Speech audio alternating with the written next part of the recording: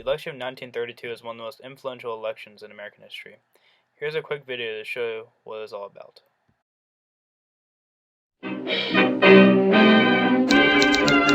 Occurring in the midst of the worst economic depression in American history, the election of 1932 brought two divergent views for the role of the federal government. Herbert Hoover had been elected in 1928 during a period of prosperity, promising to continue the policies that brought about the roaring 1920s. On October 29, 1929, the stock market crashed, plunging the nation into the Great Depression, testing the resolve of the American people and the federal government. President Herbert Hoover steadfastly believed that the government did not have the power to directly intervene in the economy. Even at the darkest times, Hoover still felt the government needed to remain hands-off and let private enterprise work to revive the economy. The people soon began to personally blame the president for their misfortune, including a staggering 25% unemployment rate. The Democratic governor of New York, Franklin D. Roosevelt, emerged as the challenger to Hoover for the presidency in 1932. Campaigning on an optimistic promise that the government would intervene and create a direct relief system with the goal of easing the Depression. He promised a new deal for America, changing the relationship between the government and the private sector in ways it had never seen before. While Hoover affirmed that the government needed to stay passive and hands-off, FDR contrastingly believed that the government intervention was the means to end the Depression. Hoover recognized the threat of the upstart challenger and became the first sitting president to actively campaign for his own re-election. Newspapers, many owned by wealthy businessmen who feared Roosevelt's economic plan, overwhelmingly supported Hoover. FDR, on the other hand, recognized the power of radio as a new medium to connect directly with the people in their living rooms. In the end, the people embraced FDR's vision for America and the use of the government to help ease the Depression. The nation elected Roosevelt in a landslide, winning all but a few states in the Northeast. This election gave Roosevelt a mandate to implement nearly any program he believed would combat the Depression.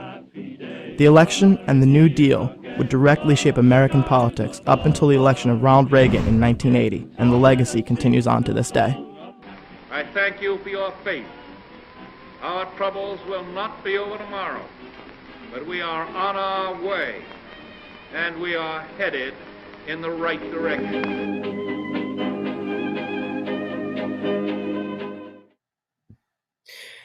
So now that you guys have a basic knowledge of what the election of 1932 was from the YouTube video, I want to go over some pre-election events, election events, and what is coming up next.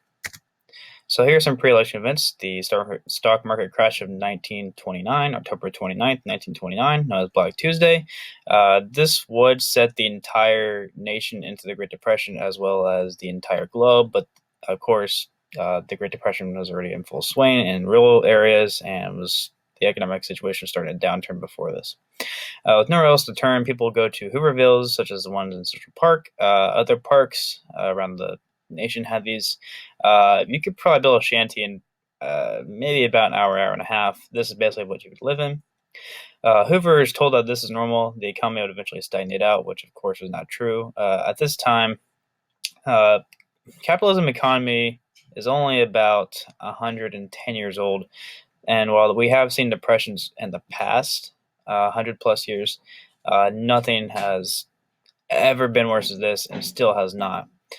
Hoover believed that government should not aid the people, lest you were deserving poor, which we went over earlier this semester. And this is another laissez-faire ordeal. The Smoot-Hawley tariff is passed 1930 with reluctancy from Hoover, but nevertheless still passed. And this made the economic situation 10 times worse.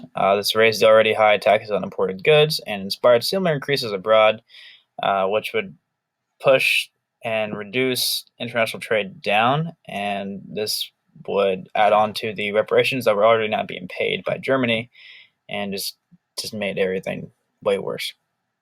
By the eve of the 1932 election, Hoover admits that voluntary action is just not working. It has just made things worse, and with his stubbornness, Hoover would pass some bills which he vetoed earlier, which would give jobs to those in public works, such as building roads or bridges or buildings, but that was the limit. That's as far as he would go to help aid the people. So here's the election events. So Hoover ran for re-election supported by businesses. They were afraid of FDR's policies. They were afraid to lose their revenue. And personally, afraid of unions. They did not like unions. We know this. FDR ran for the first time on a ballot as a president. He ran as vice president in 1920 for the Democratic Party, he promised a new deal for the American people. Every man has a right to make a comfortable living. This quote at the bottom, I believe, is very important because in the long run, FDR believed that economic liberty was the most essential thing that American has when it comes to living. FDR also advocated for the balance of the federal budget, and he deeply criticized Hoover for excessive spending and campaign rallies. The main goal was to repeal prohibition, which would bring in more revenue, which would be the main goal of the first 100 days, which would be quickly passed. Here's some more election events. Roosevelt wins an election in a landslide. This is just, it's in the video. It's in your text. I think it's pretty easy to understand. He also gained 57% of the popular vote. Democrats also swept Congress. That's something that most people, I feel like, aren't told. But yes, Democrats would sweep Congress. And this quote here, I believe, is the most important of this entire first beginning of the unit. We have nothing to fear but fear itself. And this is from FDR's first out of 4 inaugural addresses, hint, from March 4th, 1933. And this most important star here is, while Democrat control of Congress had begun, courts were still conservative with Republicans such as Taft. And this is a foreshadow into the Supreme Court challenging FDR's programs. So next on the list is we will be entering the first New Deal and the first 100 days.